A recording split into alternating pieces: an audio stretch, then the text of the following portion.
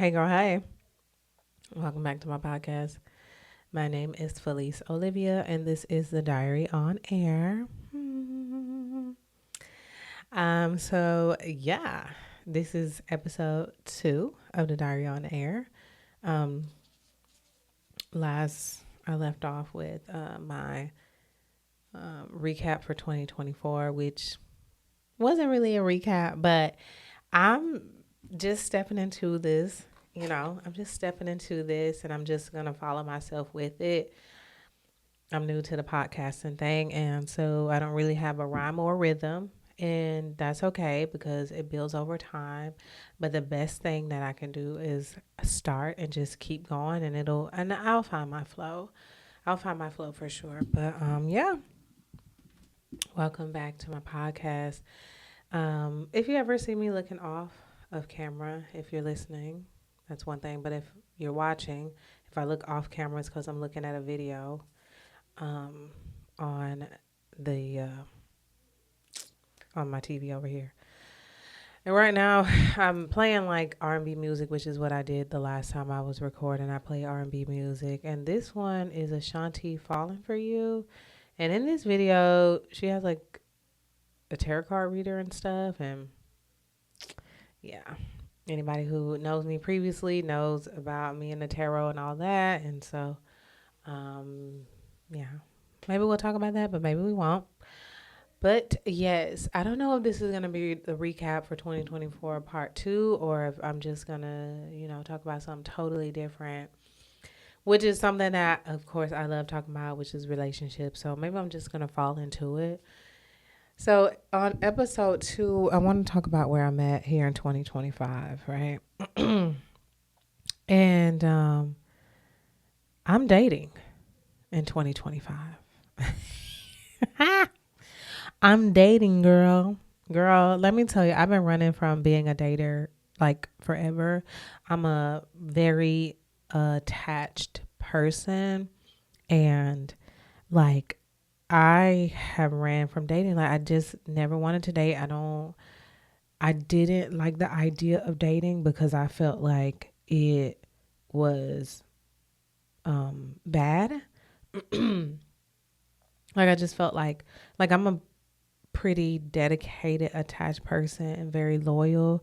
And so my idea of dating has been like, you know, being with all these people and all this stuff, and not saying that I'm a virgin or like a perfect little Miss Prissy or something, um, because I don't have my days. But what I'm saying is like when I talk to somebody, like with that person, that's it. 1 + 1 = 2, and that's it. But I have found that in my quest of meeting the love of my life, doing that has not worked for me. And so I hear people all the time talk about like, yeah, you have to date multiple people. And most people who have come across their person, a lot of people, I won't say most people, a lot of people have found their person by way of dating multiple people. And yeah, like again, like I said, I just have ran from that. But in 2025, that's where I'm at, and I'm resting in it, and I'm gonna thrive in it, and I'm gonna meet my husband. Yes,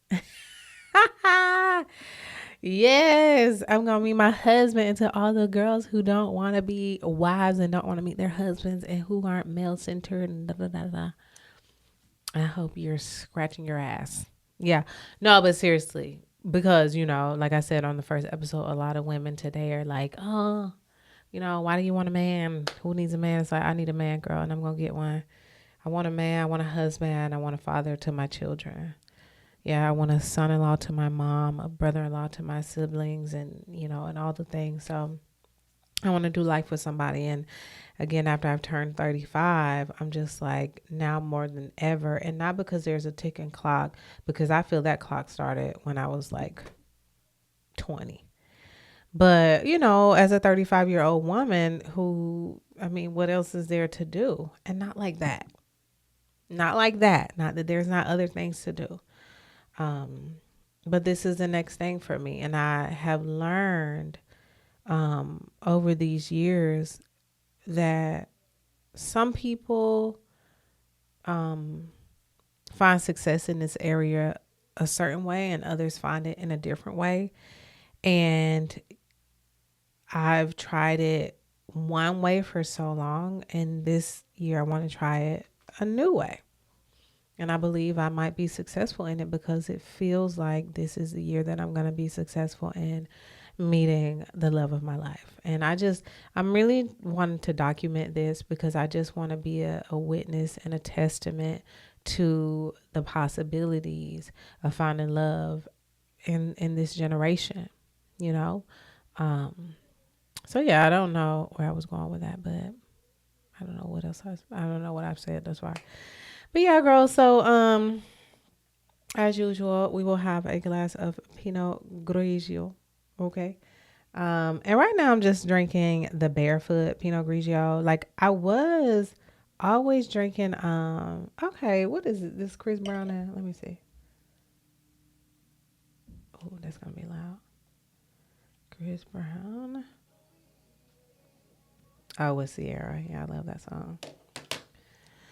So yeah, I was drinking Pinot Grigio by Yellowtail, the Australian wine. My sister had told me about it, but I had recently got some Barefoot Yellowtail.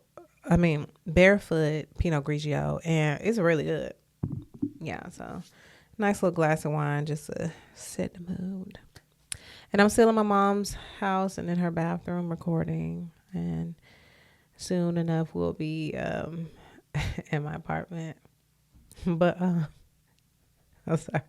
I'm watching this video and the faces that Chris Brown is making is crazy. But yeah, girl, so I'm dating in 2025 and I must say I'm not a big liberal woman. Like I'm not all like super liberated. I mean, people think that I am very like outlandish. Like I'm pretty dramatic, but people think that I'm more extroverted than I am.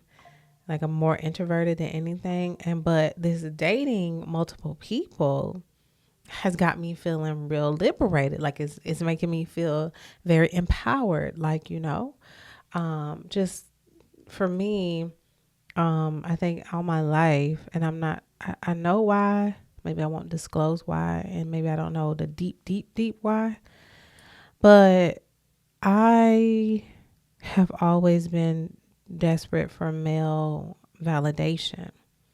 And hell, I've been desperate for everybody's validation for so long because of my really deep insecurities that started when I was a child, right? So I was overweight as a child, and I was picked on a lot for being overweight. I always had to fight boys. They were like, "Oh, you're so fat," all this stuff, and I always used to have to fight, And it's like it has followed me my whole life, and that insecurity of being overweight has caused a great deal of body dysmorphia and so on and so on and so on. And so because of that, my early childhood wounds, like my father not being there or being in and out of my life, and the boys that I would like growing up, like they didn't like me because of my looks and the way that I looked. And so I've always seeked out the approval of men, and people in general, but specifically men, because we're talking about my dating life. And so, yeah, that has just been a really big burden to bear. And that's just my truth. You know what I'm saying? Like everybody has their own thing that they have their own childhood trauma and things that create and shape them to who they are. And, we have to heal and deal with this stuff. But that's my reality. My reality is that because I was overweight, and when I liked a person, they didn't like me back because of my overweightness, that really dug into my soul. It, killed my spirit, just all the things. And so because of that, to combat it, I chased after it. And so one could say, well, you're dating now and are you still chasing it? Yeah, kind of. Like I'm chasing what belongs to me. I'm a believer. I'm a Christian, and I believe that I don't know how I can get deep into this without getting deep into it. But I believe that there's assignments on people's lives. There's generational curses and all these things. And I believe that what was assigned to my life was to keep me from a kingdom marriage that glorified the kingdom of God, the kingdom of heaven. And the way that came about was get into my identity as a young girl, make me feel like I was never good enough because of my weight, because of my hair, because of my acne, because of me having acne and stuff like that. So my identity was affected as a young girl, and it has carried over for so long, right?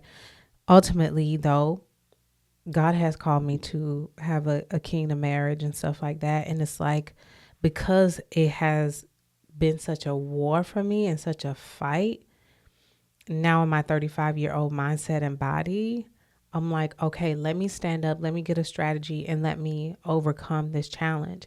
And it's not just me wanting to have a husband. It's me wanting to be redeemed from these childhood wounds and stuff like that. And it's like, yeah, I mean, heal, of course, I've been in therapy and all the things, but a lot of people don't understand what healing really looks like. Like, I believe, me personally, you don't know how far you or how much you've healed until you're in a space that requires your healing to show up as healed, right? So I'll never know how healed I am until I am faced with that. Like, and with that for me would be being in a relationship or dating, putting myself out there, being vulnerable, showing up. Am I confident? You know, like, am I confident? Am I secure within myself to go on these dates and meet these people and show up as my authentic self and not care what they think of me? You know, that displays my true healing. Yeah. So anyway, I'm rambling, but not really. I'm just getting my thoughts out because this is the diary on air. So, yeah, so in 2025, I'm going to meet my husband. I'm going to be in the best relationship ever. I'm going to be the man of my dreams. And the way that I'm going to do that is by dating multiple people. This is extremely uncomfortable for me. And at the same time, now that I'm in it, is extremely liberating for me. And I feel like every time I talk to a different person, have a different conversation, every time I go on a different date, every time I express myself differently in a different scenario with a different person, it does something to me. Like, it makes me feel more confident as in who I am. Yeah. And so I actually kind of like it here. And not just for the attention that I'm getting, but for like just me being able to express myself. And like talking to these different people is like, oh, this person doesn't look like what I'm used to. They don't talk like what I'm used to and all the things, but I kind of like this. And then it's like, oh, this person looks different. They talk different. They da. And I like this. And I like this. And I like this. And it's like, oh.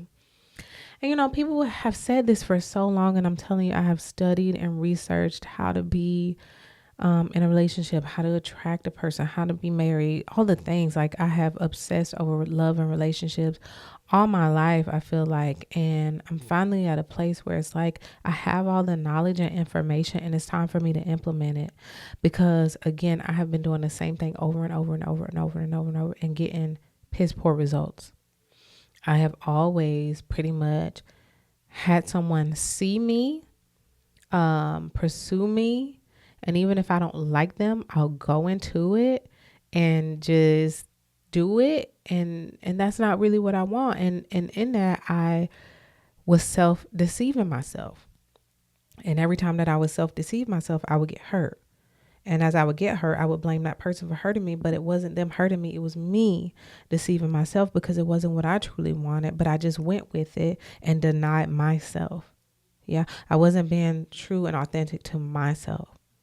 So in this dating thing that I'm in, I'm like, yeah, I have to talk to multiple people because I don't want to just choose a person who chooses me. I want to choose me and choose the person. As they choose me too. Like, you see what I'm saying? Like, I need the option. And I feel like because for so long I've seeked this male validation, I never gave myself the option to choose. And So in the past, like in my relationships, again, like I said, somebody would pursue me and I would be like, ew, like I don't like you, you know? And then eventually I would become intimate with the person and that would make me draw near to them, which is why God doesn't want us to have sex before marriage. Like, you know what I mean? Like, because you get attached. Like women get attached. I don't know about men, but I know that women get attached. And I would always get attached, and then it would turn into this chase for me because then the men would go against me. Like the more that I drew to them, they would pull from me. And it was this constant push and pull, toxic, da da da da da. We're done with the toxicity, babe. We're done with the toxicity. Okay? But yeah, so I'm just gonna pause that right there. Yeah. And I want to shout out my lip combo today. I don't know. You can't see it if you're listening to the podcast, but if you're watching the podcast, I think that my lip combination today is really cute. So I just wanted to put that on air because I don't really do a lot of makeup and stuff like that. Like I'm not a makeup girly, you know what I mean? But as I'm dating these men's, honey, I'm gonna be cute. Let me tell you something. I'm gonna be cute on every date that I go on with every man that I go out with. And because I have done so much shopping, I have gotten every outfit for every date, you know, and every purse and everything. And so I got a lot of men to date, you know, and not that I'm sleeping with them, God no, because I'm the only person I'm sleeping with from this point on is my husband. Period. Point to the blank. I'm not doing it. I'm not sleeping with these people. These people are nasty. Sorry, I had to clean the mic. All right, so we're gonna do the lip combination, and so we have this ColourPop lippy pencil, and let's see, what's the name of it? ColourPop lippy pencil and chain. It's called Chain Reaction. I don't know if you're gonna be able to see it on camera. So it's called Chain Reaction. This ColourPop lippy pencil.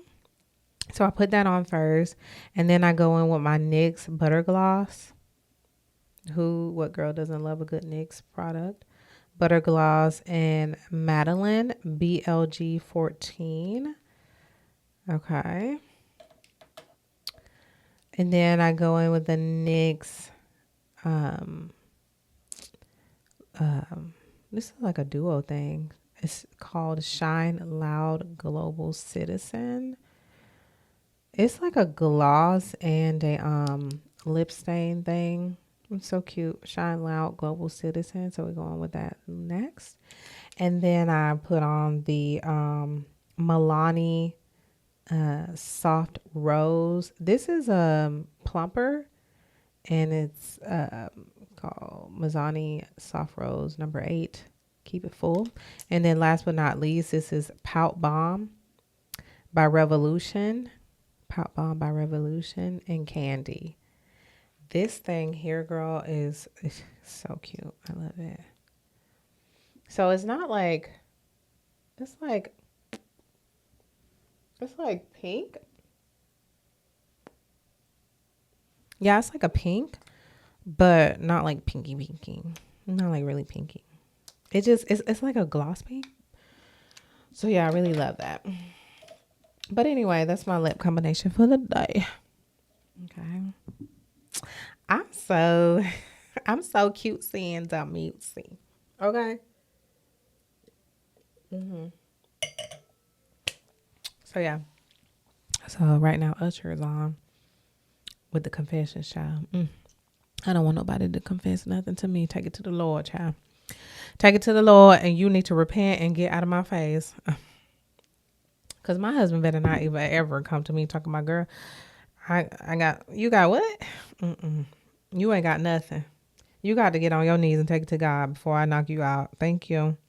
So anyway, so we're dating in 2025. I don't know what that was. Okay. So yeah, girl. But let me see what else I wanted to say. So yeah, that's where I'm at. That's where I'm at, and I'm really enjoying it. And I think that's all I wanted to say about that for now. I kind of want to go into Dr. Cheyenne Bryant. I don't know how much time is going to be on this camera, but Dr. Cheyenne Bryant, child. So I watch a lot of people who do like, not like reviews, but like they talk about hot topics and things that are going on, and a lot of things psychology, relationship centered. And Dr. Cheyenne Bryant is a hot topic right now after she interviewed Cam Newton and Nick Cannon. And I watched this girl, Jessie Woo, BBS. I just heard no water, big old flex. She never suffer. Okay, so there's this girl, Jessie Woo, on all platforms, YouTube, TikTok, blah, blah, blah, all the things. I love Jessie Woo, not to get confused with Just Hilarious. But I was watching Jessie Woo today, and she was talking about Dr. Cheyenne Bryant because Dr. Cheyenne Bryant had an interview with Pastor Jamal Bryant of New Birth Church. And Dr. Cheyenne was talking about all kinds of stuff, child, in the interview with the pastor. And even though the pastor has some questionable things that he's done in his past, Dr. Cheyenne, this is a married man and he's a pastor.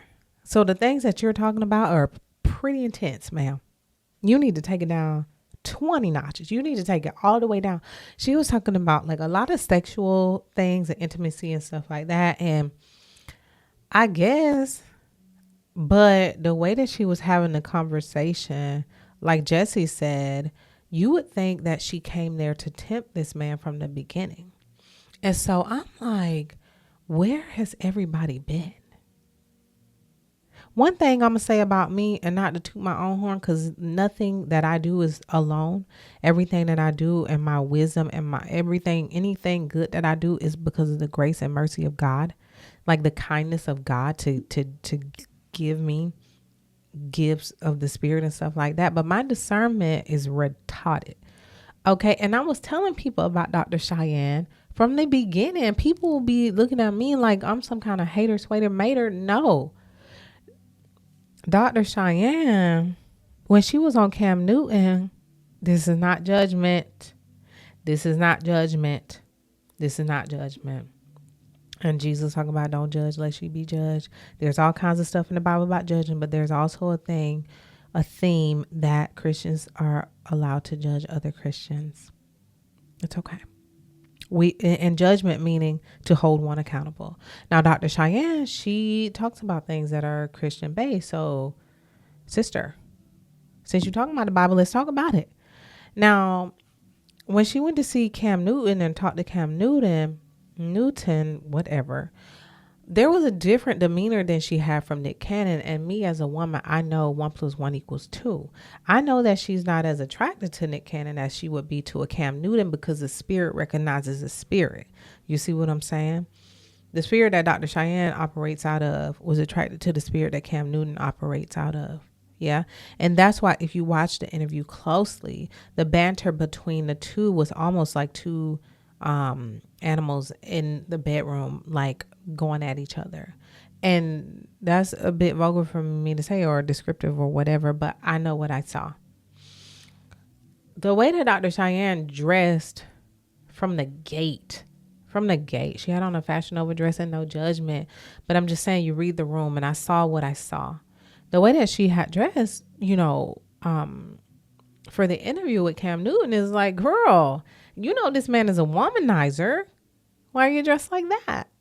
Like, why would you dress in a way that would be appealing to a man like that? And one could say, well, men need to have self-control, da da da da da.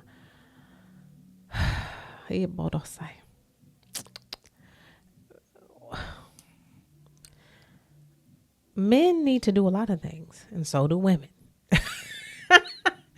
We're all a part of it. Okay. We're all here. Because 1 + 1 = 2. And so this person does something and this person does something. Like, And so, this man is the type of man that he is. Like, I don't dress a certain way around men in general. certain men, like I keep myself a certain kind of way because I know not to tempt. I don't want to, what's the word? I don't want to purposely tempt people. You see what I'm saying? Like if I'm around somebody, if I go to somebody's place and I know there's husbands there, I wouldn't dress a certain type of way because I don't want no husbands being tempted by me. You see what I'm saying? Anywho, so Dr. Cheyenne was just kind of like a little vulgar with her out with Cam Newton. And I'm like, this lady came here for this man. She want him. And, they had the little banner or whatever. And he's all like, like, you don't date men with children. She was like, no, no, no. And it's like, let me tell you something. Based off observation, if Cam wanted it, he could have bent her over right then and there, honey. I'm telling you right now. Okay. So yeah, I was listening to Jessie today and she was talking about the interview with Dr. Cheyenne Bryant and Pastor Jamal Bryant. And the people, Jessie and the people were like, yeah, like she went there like she was going after this man, knowing this man just got married, knowing that he's a pastor. And it's like, that's how she reads. That's how Dr. Cheyenne Bryant comes across. She's very, and I don't want to watch myself when I say this, like she's very masculine. She's very dominating. She's very overbearing, like she overtakes. And she's very beautiful. Come on. Like, duh. She's very beautiful. However, her demeanor and her presence comes over and, pulls in. And so I'm like, finally somebody else is seeing it. As I was watching Jessie Wu today and she was talking about it, finally somebody else is seeing it.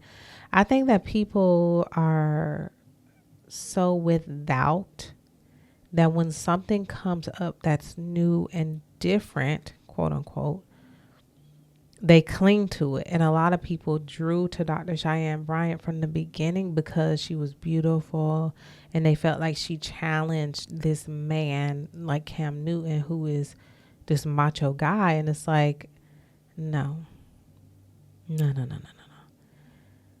Women, let me not.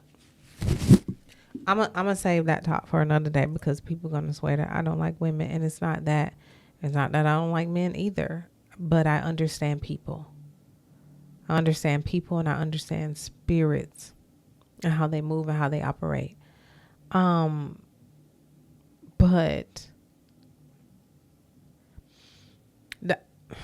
I had to keep saying this lady's name, but I just feel like she's shown up. Dr. Cheyenne Bryant has shown up on the scene in this season for a reason. And before we know it, it's going to all come crashing down in some way, some shape or form, But, and not that we should judge people and pick people apart and stuff like that. But I mean, it's okay to discern and it's okay to observe. Like with me, observe and discern me. You know what I'm saying? And not just listen and just fall into believing what everybody says. I think that she has some good things that she's saying. And at the same time, I do think that she's speaking from a place of hurt and trauma. Like she always talks about her engagements and she always talks about stuff that's like, sister, girl. Anyway, moving on from that. I don't know how we got there. But yeah, so I talked about the dating thing that I'm doing and